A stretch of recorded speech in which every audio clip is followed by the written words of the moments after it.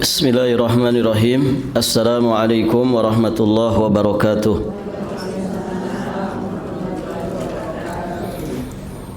Innal hamdalillah nahmadullaha ta'ala wa nasta'inuhu wa nastaghfiruh wa nastahdihi wa natubu ilayh wa na'udzu billahi min syururi anfusina wa min sayyiati a'malina. Man yahdihillahu fala mudilla lahu ومن يضلل فلا هادي له أشهد أن لا إله إلا الله وحده ربي لا شريك له وأشهد أن محمدا عبده ورسوله أما بعد اللهم إنا نسألك علما نافعا ورزقا طيبا وعملا متقبلا اللهم علمنا ما ينفعنا وانفعنا بما علمتنا وزدنا علما. Para hadirin, akhwat wa mahat fillah rahimani wa rahimakumullah. Alhamdulillah pada siang hari ini insyaallah taala kita akan melanjutkan pembahasan kitab Riyadhus Shalihin di bab yang ke-56. Qala al-muallif al-Imam Abu Zakaria Yahya bin Sharaf An-Nawawi Asy-Syafi'i alaihi rahmatullah. Fadlul ju'i wa khushunat al-aish wal iktisar ala al-qalil minal ma'kuli wal mashrubi wal malbusi. Bab tentang keutamaan lapar, kesederhanaan hidup, bersahaja dalam makanan, minuman, pakaian, juga pengekangan hawa nafsu. Taib, ibu-ibu yang dirahmati Allah. Sebagian ahlul ilmi memberikan komentar tentang judul dari Fadlul Ju', keutamaan lapar, bahwa sejatinya sekedar lapar itu tidak memiliki keutamaan sehingga tidak layak dipuji. Beda kalau laparnya karena puasa. Tapi sekedar lapar ya itu tidak memiliki keutamaan sehingga tidak layak untuk dipuji. Lebih-lebih lagi di dalam hadis yang hasan, Nabi SAW beliau pernah berlindung kepada Allah. Artinya ada doa dari Nabi berlindung dari ju', ya dari rasa lapar. Ya.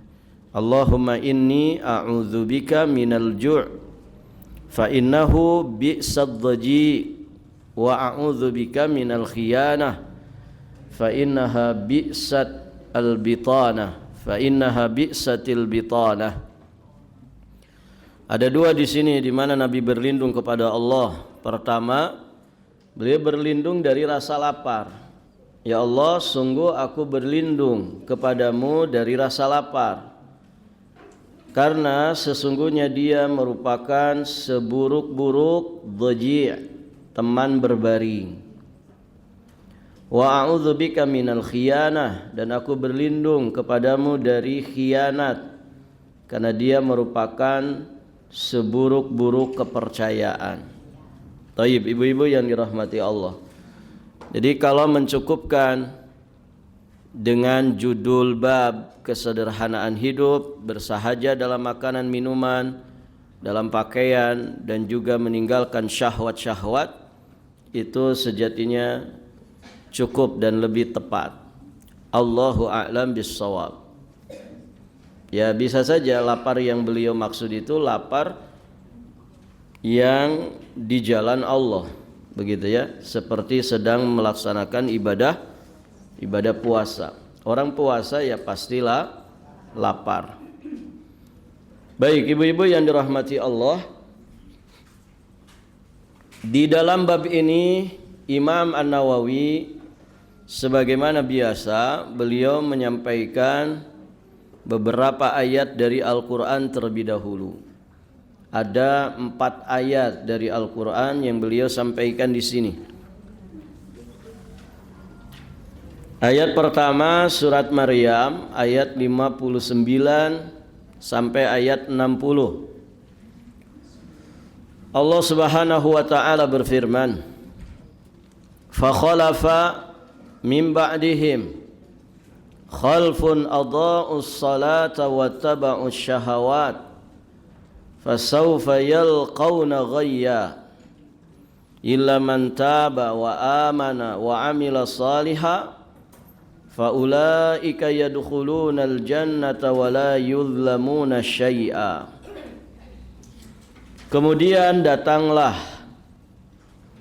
setelah mereka para pengganti. Datanglah setelah mereka pengganti yang mengabaikan salat dan mengikuti syahwat. Maka mereka kelak akan tersesat. Kecuali orang-orang yang bertaubat, beriman, dan beramal saleh, maka mereka itu akan masuk surga dan tidak dizalimi, tidak dirugikan sedikit pun. Baik, ibu-ibu yang dirahmati Allah, ayat ini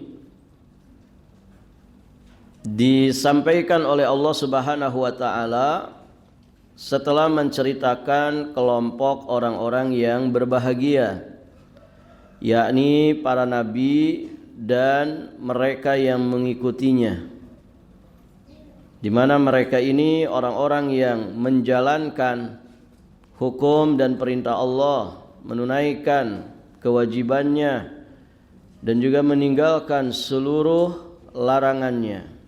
Jelas ya, para nabi dan para pengikutnya. Lantas Allah Subhanahu wa taala menyebutkan beberapa generasi berikutnya di mana keadaannya berbeda. Pertama, mereka itu adha'us shalah,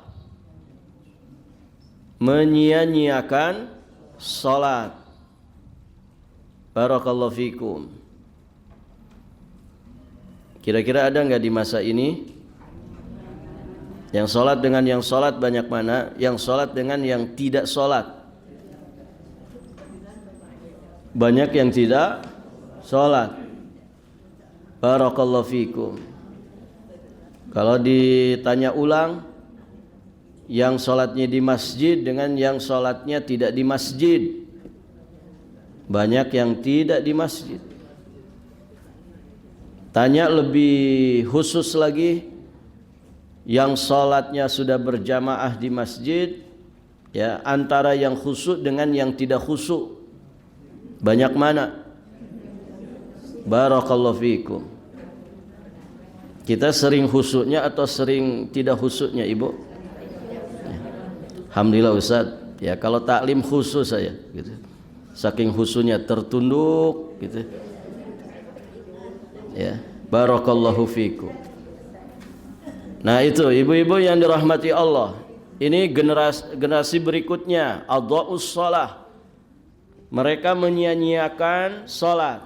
Ibu, kalau kewajiban salat disia-siakan, jangan kaget kalau orang ini kemudian mengabaikan kewajiban-kewajiban yang lain. Karena salat tiangnya agama. Salat itu tiangnya agama. Ya. Idza salahat salaha sairu amalih. Apabila bagus ini salat, bagus pula seluruh amal yang lainnya. Tapi kalau salatnya buruk, maka buruk pula seluruh amal yang lainnya. Patokannya itu adalah salat. Barakallahu fikum. Nah, begitu ibu-ibu yang dirahmati Allah. Jadi tidak bisa salat itu kemudian ditinggalkan, karena yang lain pasti akan hancur. Ustaz, ada itu di Ramadan itu orang puasa tapi tidak salat, ya hancur puasanya. Hancur puasanya. Ibu meninggalkan kewajiban salat dengan meninggalkan kewajiban puasa? Mana yang lebih gede urusannya? Meninggalkan kewajiban sholat. Ya. Makanya kalau satu generasi itu sudah menyia-nyiakan sholat, jangan kaget kalau mereka itu melakukan yang berikutnya, wattaba'us syahawat.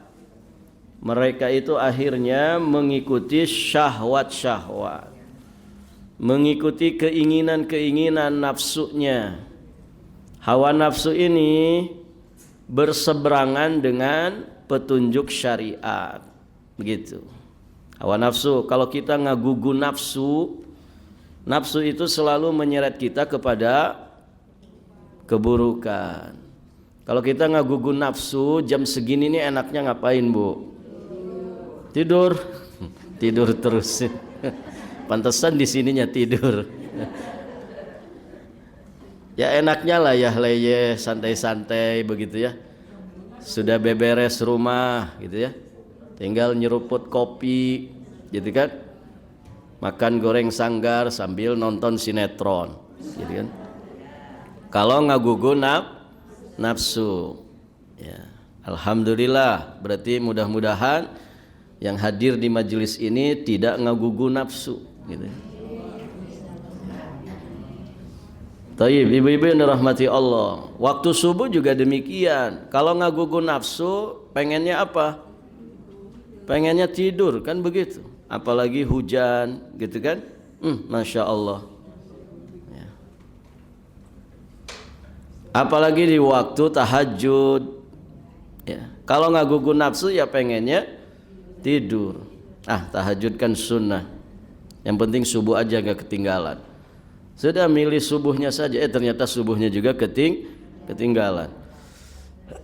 Nah itu ibu yang dirahmati Allah. Kalau ngagugu nafsu ya semua syariat ini tidak menarik ibu. Ngapain itu orang jungkel jumpalit sholat? Ngapain nanti 1 bulan nahan-nahan lapar dahaga? Ngapain? Ngapain orang punya rezeki kok dikeluar-keluarin, diinfak-infakin? Ngapain? Ngapain orang punya harta kemudian berangkat haji, berangkat umroh, muter-muter bangunan hitam gitu ya. Ngapain? Kalau ngagugu nafsu ya.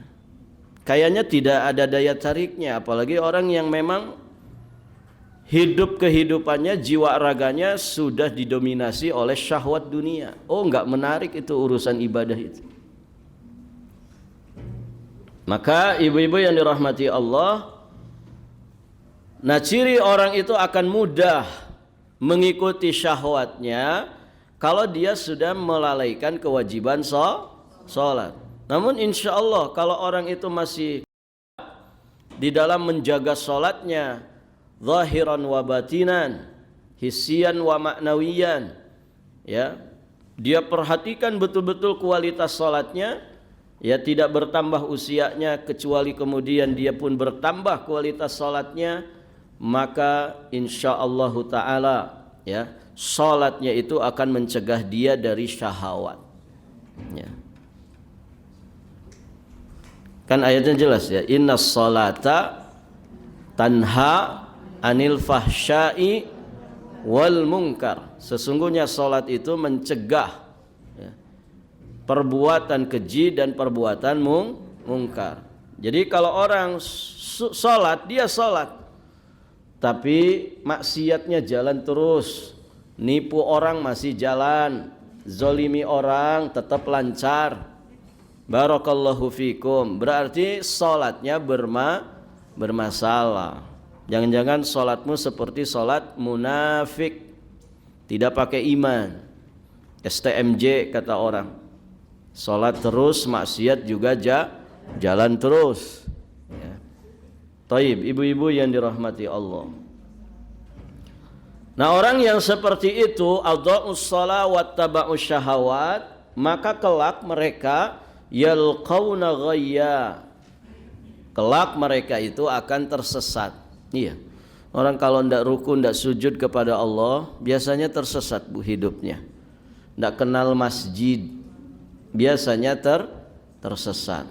dia lebih kenal diskotik, dia lebih kenal tempat nongkrong, dia lebih kenal tempat-tempat main, dia lebih kenal tempat mancing, begitu ya, daripada masjid. Nauzubillah. Taib, ibu-ibu yang dirahmati Allah.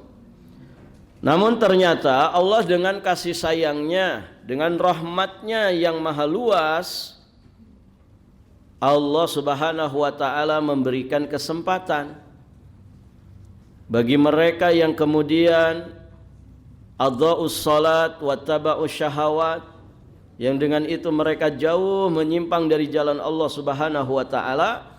Allah dengan kasih sayangnya tetap menyeru mereka supaya kembali ke jalan Allah yang benar. Dengan cara apa? Taubat nasuha. Dan dibuktikan taubat nasuhanya itu dalam ketundukan dia, ketaatan dia, melakukan amal saleh. Jika keadaannya seperti itu, dia pernah adha'us shalah wa taba'us syahawat, dia pernah tersesat jauh dalam kesesatan, namun dia mau kembali ke jalan Allah dengan taubat nasuha, dengan amal solehnya, insyaallah ta'ala Allah akan mengampuni dosa-dosanya dan akan memasukkannya ke dalam surga.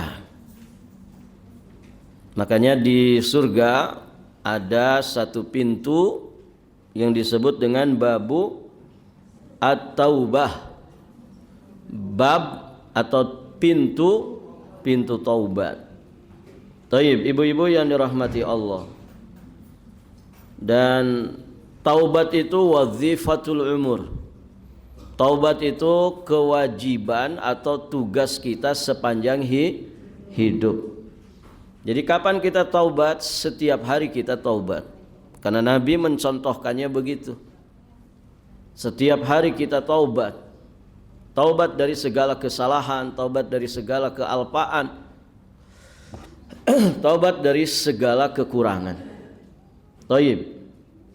Ibu-ibu, mana yang kaitannya dengan bab dalam ayat ini?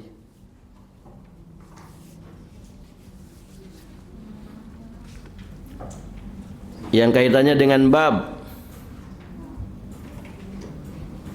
ya, tentang syahwat. Tentang syahwat. Syahwat itu jangan diikuti, tapi dikendalikan. Syahwat, ya, semua orang punya syahwat. Syahwat itu keinginan. Syahwat itu keinginan.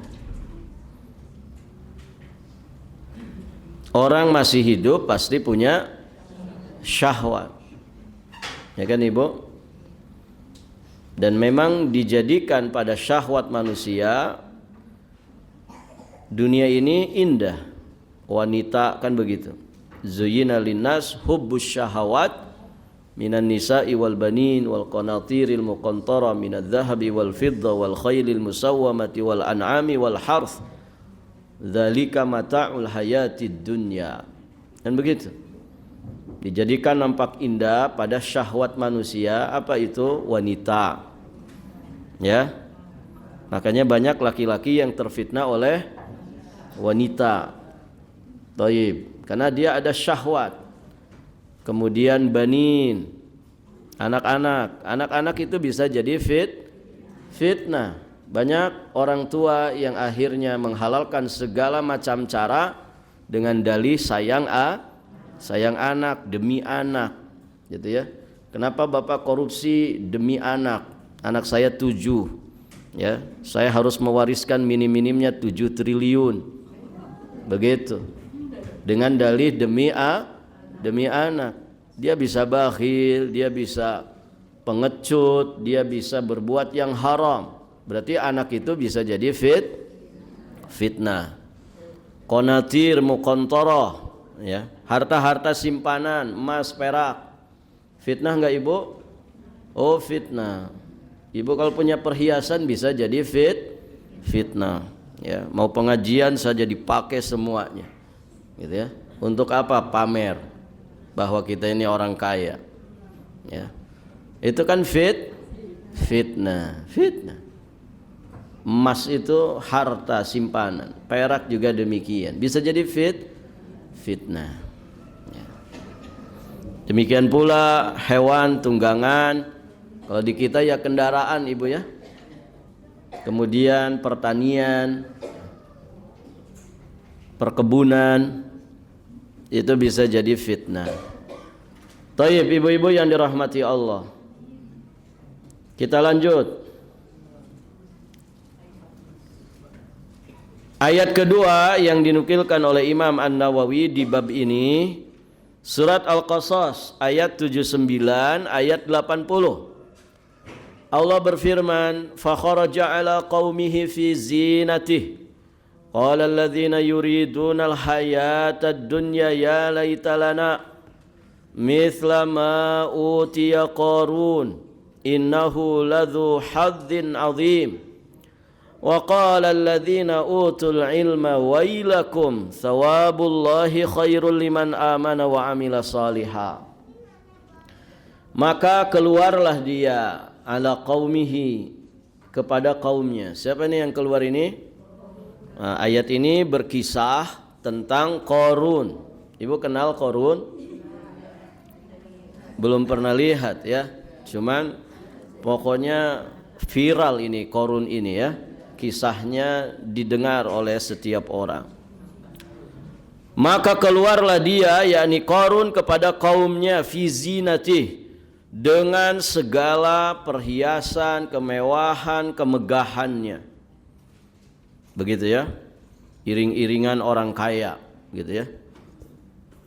Qala alladzina yuridunal hayatad dunya, maka orang-orang yang menginginkan kehidupan dunia, mereka berkata, berkomentar ketika melihat semua kemewahan, kemegahan, keberlimpahan dari Qarun ini. Apa kata mereka?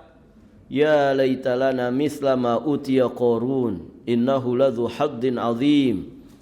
Mudah-mudahan kita mempunyai harta kekayaan seperti apa yang telah diberikan kepada si Qarun itu. Sesungguhnya dia benar-benar mempunyai keberuntungan besar. Intinya terpesona oleh segala kemewahan yang dimiliki Qarun. Gitu ya. Ini bagi orang-orang yang memang orientasi obsesinya adalah kehidupan dunia. Wa qala alladzina utul ilma, tetapi orang-orang yang dianugerahi ilmu, ada cahaya ilmu di dalam jiwanya, dia melihat segala sesuatu tidak hanya dengan kacamata, dia melihat segala sesuatu tidak hanya dengan matanya saja, tapi juga dengan mata hatinya yang diterangi oleh cahaya ilmu. Apa kata orang-orang yang dianugerahi ilmu? Wailakum, wailakum, celakalah kalian. Sawabullah khairul liman amana wa amila salihah. Ketahuilah bahwa pahala Allah lebih baik ya bagi orang-orang yang beriman dan beramal saleh. Artinya dunia itu tidak ada nilainya, apalagi dunia yang ada pada Qarun. Dulu dia miskin, minta kemudian kekayaan, dikasih kekayaan. Setelah dapat kekayaan dia malah kufur nikmat. Maka orang-orang yang punya ilmu tentang keadaan Qarun ini, dia melihat bukan hanya dari kemewahan kemegahannya saja, tapi dia melihat dengan mata hati yang dipenuhi dengan cahaya ilmu, bahwa orang itu kalau berkelimpahan tapi dalam kufur nikmat, dalam kesombongannya, dalam kepelitannya, maka sejatinya itu istidraj dari Allah. Maka orang-orang yang dianugerahi ilmu oleh Allah ini komentarnya beda. Diperingatkan tuh orang-orang itu, wailakum, celaka kalian. Pahala dari sisi Allah itu lebih baik bagi orang-orang beriman dan beramal soleh. Ya, dunia itu hina. Sudah hina dina lagi. Gitu ya. Barakallahu fikum. Ya. Maka jangan terpesona dengan dunia. Dan nggak ada yang istimewa tuh ibu di dunia. Ya gitu-gitu aja. Hidup manusia kan gitu aja. Ya.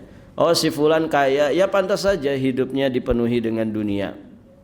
Ya. Oh si fulan, masya Allah orangnya sehat.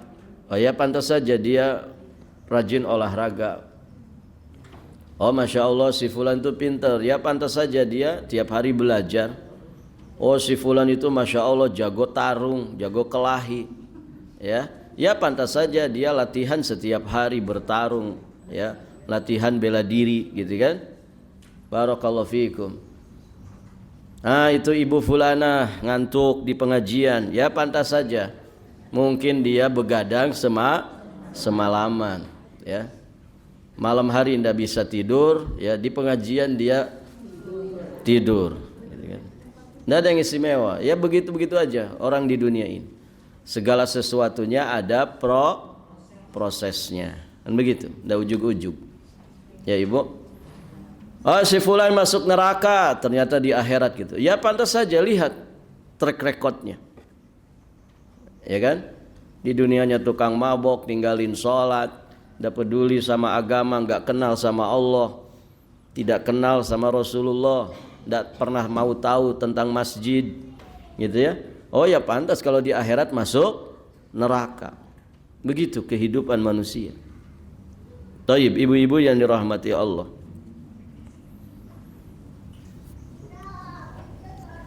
Ibu-ibu yang dirahmati Allah, mana yang kaitannya dengan pembahasan bab?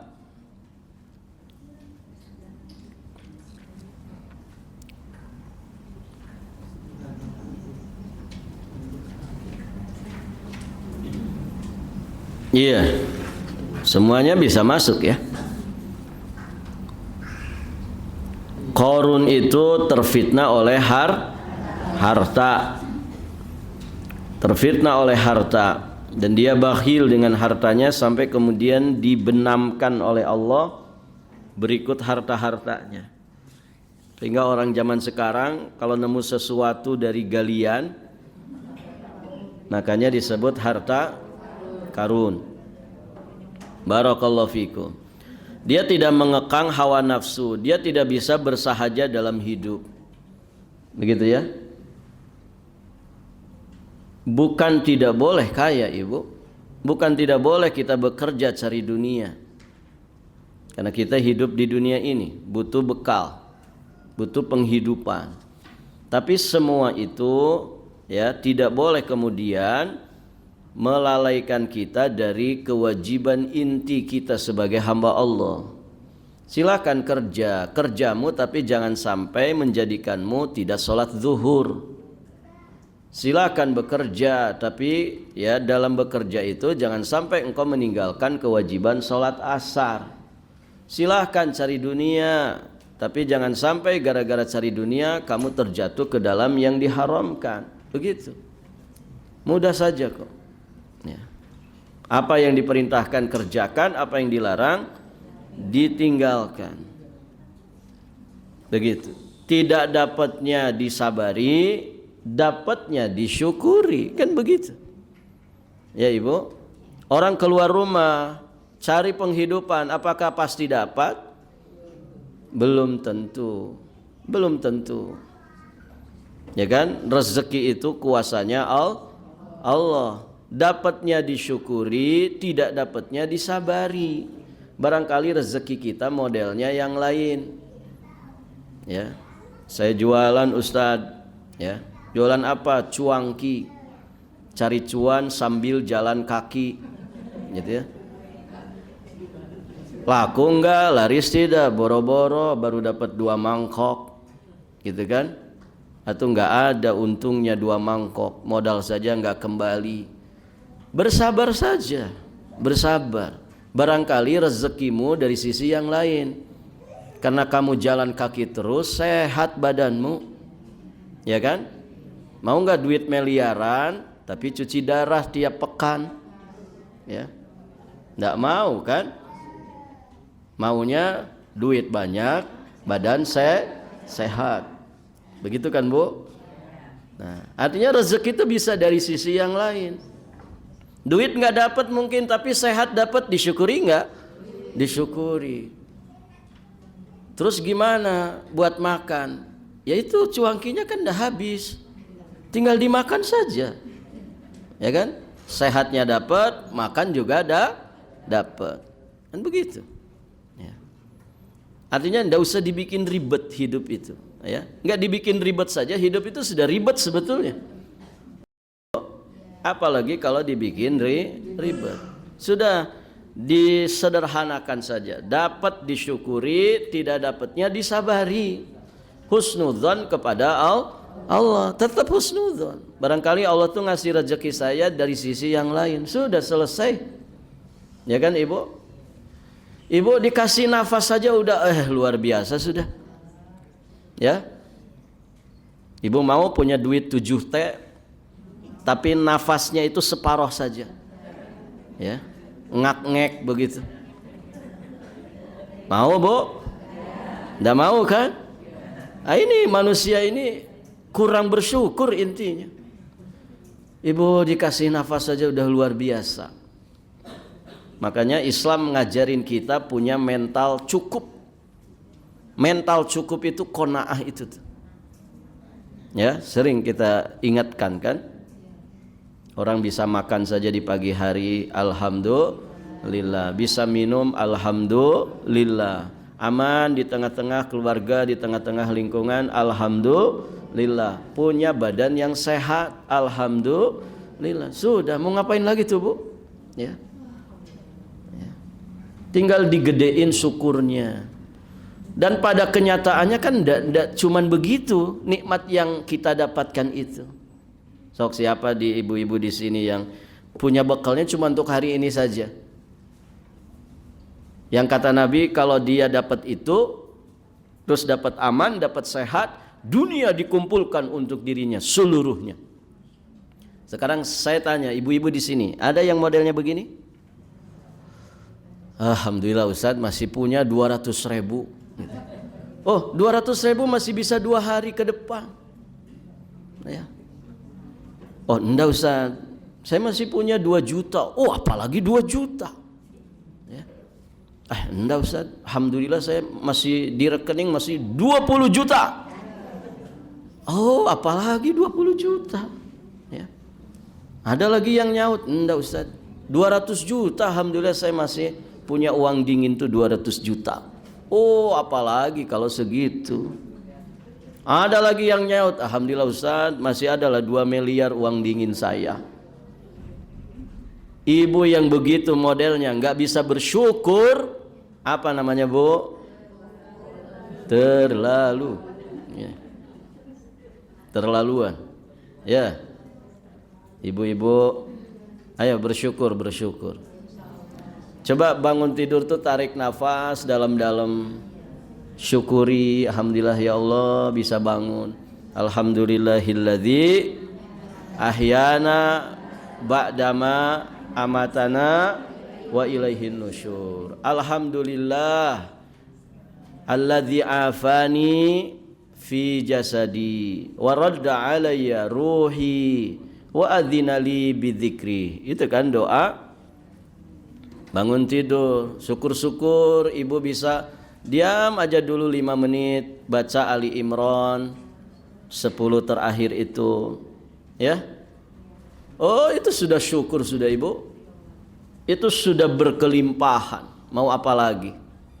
Ya. Kalau orang begitu modelnya, sudah itu dia orang yang paling bahagia, orang yang paling kaya. Ya. Lihat di samping suami masih bernafas, alhamdulillah. Masih kedengaran ngoroknya, alhamdulillah. Begitu kan? Sama-sama bangun, ya, menghirup udara segar sambil bersyukur, mensyukuri segalanya. Oh, itu sudah nikmat, itu sudah. Ya, mau apa lagi Ibu? Tinggal ibadah, disyukuri untuk taat kepada Allah. Begitu. Nah, itulah orang-orang yang berilmu. Dia melihat dunia ini tidak dengan hati, ya. Dia melihat dunia ini tidak hanya dengan matanya, tapi dilihat dengan mata hati, sehingga dia sadar dengan hakikat dunia itu, ya. Saya kan sering sampaikan Ibu, orang itu punya duit banyak kan tidak juga dinikmati, ya. Tidak dinikmati kok. Saya uang dingin saya Ustaz 1 miliar di rekening. Itu di satu rekening. Rekening yang lain, bank lain ada lagi tuh, gitu. Mohon maaf, itu uang itu dinikmati enggak Ibu? Enggak, uang sehari-hari saja saya sudah cukup kok Ustaz. Ya. Kan tidak dinikmati juga, Bu. Tidak dinikmati. Ya. Belum dinikmati bisa saja sudah lenyap kok. Ya. Kecuali kalau diinfakkan, disedekahkan. Nah, itu yang akan kekal abadi. Ya. Jadi tidak usah terlalu wah terhadap dunia, biasa saja. Ada teman pakai perhiasan, runcup dipakai semua, biasa saja, ndak usah iri, nggak usah suudzon, ya. Paling imitasi yang harga 20.000 itu kan, ya. Orang model dia sih kelihatannya nggak kaya, malah suudzon, ndak apa-apa, dunia saja kok Ibu. Mau palsu kah mau asli, itu dunia saja, tidak lebih berharga dari sebelah sayap nyamuk, ya. Jadi biasa Ibu. Orang tuh kalau ngerti konsep ini, nggak ada hasad-hasadan tuh nggak ada, dengki-dengkian tuh nggak ada, suudzon-suudzonan itu tidak akan ada. Ya. Nah, kalau kita masih hasad sama punya orang, masih suudzon sama milik orang, berarti kita masih cinta kepada dunia. Biasa aja, ya. Yang harus kita saling berlomba, saling kejar mengejar itu kebaikan dan ketakwaan, ya. Fastabiqul khairat, bukan dari sisi dunia, ya. Bukan dari sisi dunia, tapi dari sisi iman dan takwa. Itu di situ kita harus kejar-kejaran, berlomba dalam kebaikan. Baik ibu-ibu yang dirahmati Allah, ayat berikutnya yang beliau sampaikan di sini surat At-Takatsur ayat ke-8. Summa latus'alunna yauma idzin anin naim. Kemudian kamu benar-benar akan ditanya pada hari itu tentang kenikmatan yang kalian takasur, berbanyak-banyakan, bermegah-megahan, saling berlomba di dalam urusan dunia itu. Itu yang nanti akan ditanya, dimintai pertanggungjawaban. Bagaimana supaya kita lulus dari semua pertanggungjawaban ini? Kita mesti amanah. Amanah terhadap semua nikmat yang Allah titipkan kepada kita. Maksudnya bagaimana? Kita gunakan sebaik-baiknya untuk mengabdi beribadah kepada Allah. Jika dikasih harta, infakkan, sedekahkan. Yang kita gunakan secukupnya saja. Begitu kan contoh dari orang-orang soleh terdahulu. Kalau katanya kita mengikuti salafus soleh, ya bukan untuk flexing harta itu, tapi untuk diinfakkan, disedekahkan. Kalau kita punya sehat, gunakan nikmat sehat itu untuk semakin kuat beribadah. Kalau kita punya apapun yang itu menjadi nikmat bagi kita, punya rumah, punya kendaraan, punya istri, punya anak, barakallahu fikum, manfaatkan sebaik-baiknya untuk taat kepada Allah. Maka nanti saat datang pertanggungjawaban, kita akan bisa mempertanggungjawabkannya. Karena semua nikmat itu akan ditanya. Ya Ibu, yang paling banyak nikmatnya berarti paling banyak juga pertanyaannya. Ya tidak Ibu? Masya Allah, dia itu kalau makan nikmat, kalau minum nikmat, kalau tidur nikmat, ya, kendaraannya nikmat, rumahnya nikmat. Itu semua nikmat itu akan dimintai pertanggungjawaban.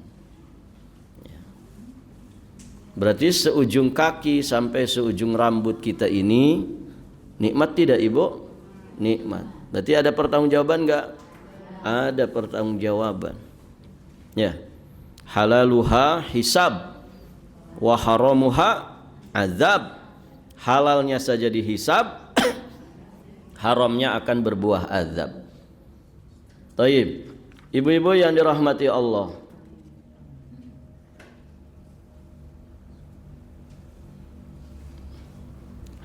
ayat terakhir di dalam bab ini, surat Al-Isra ayat ke-18, Allah Subhanahu wa taala berfirman, "Man kana yuridul ajilah ajjalna lahu fiha ma nasha'u liman nuridu thumma ja'alna lahu jahannama yaslaha madhmuman madhura." Barang siapa menghendaki kehidupan ajilah, kehidupan yang segera, yang saat ini, yang sekarang, itulah sifat dari kehidupan duniawi. Sifat duniawi itu ajilah. Ajilah itu segera, cepat, ya, sekarang, hanya sekarang saja, tidak kekal abadi. Barang siapa menghendaki kehidupan ajilah, kehidupan dunia, maka kami segerakan baginya di dunia. Memang Allah berikan segerakan di dunia, iya, karena dia menginginkan segera di dunia. Dia tidak mau sesuatu yang di akhirat. Maka Allah segerakan. Tapi ingat, manasya'u, sesuai dengan apa yang kami kehendaki, bukan sesuai dengan kehendak manusia. Dia pengen dunia sekian, apakah ia dapat sekian? Tidak, karena yang berkuasa menghendaki sekian dan sekiannya hanyalah Allah. Kemudian yang kedua, liman nuridu, bagi orang yang juga kami kehendaki. Berarti tidak semua yang berambisi dunia mereka beneran dapat dunia. Tidak semua yang berambisi ingin dapat sekian dari kadar dunia dia akan mendapatkan sesuai dengan kadar yang diinginkan. Karena semua itu kuasanya Allah. Ditambah lagi, kalau dia memang terfitnah terus-menerus dengan dunia itu, maka dunianya itu, fitnah dunianya itu akan mengantarkan dia kepada jahanam, kepada neraka jahanam yang telah Allah sediakan baginya, dan dia akan memasukinya dalam keadaan hina dina. Dia tercela dan terusir. Na'udzubillah. Mohon maaf Ibu, cari dunia itu susah enggak? Hah? Oh, ibu-ibu enggak cari dunia ya? Yang cari dunia suami ibu kan? Ya. Nanti tanyain ke suami ibu. Atau sudah tahu jawabannya? Sudah kelihatan kok Ustadz dari raut wajah suami gitu. Pulang kerja itu tidak pernah senyum gitu. Ruwet hidupnya, ruwet. Ekonomi susah, kehidupan susah, cari kerjaan susah, banyak yang di PHK, pajak makin naik. Oh, ruwet betul. Gitu ya. Susah Ibu, cari dunia itu susah. Ya kan? Kalau tidak percaya tanya saja suaminya masing-masing. Gitu ya. Taib, Ibu yang dirahmati Allah.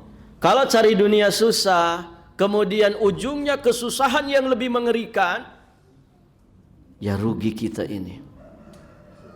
Ya, tidak usah bicara nerakanya dulu. Di dunia sudah susah hidupnya. Ya Ibu, masa di akhirat nanti susah lagi, atau berkepanjangan namanya. Di dunia sudah susah, di akhirat disiksa di dalam api neraka. Kasihannya orang begitu. Ya.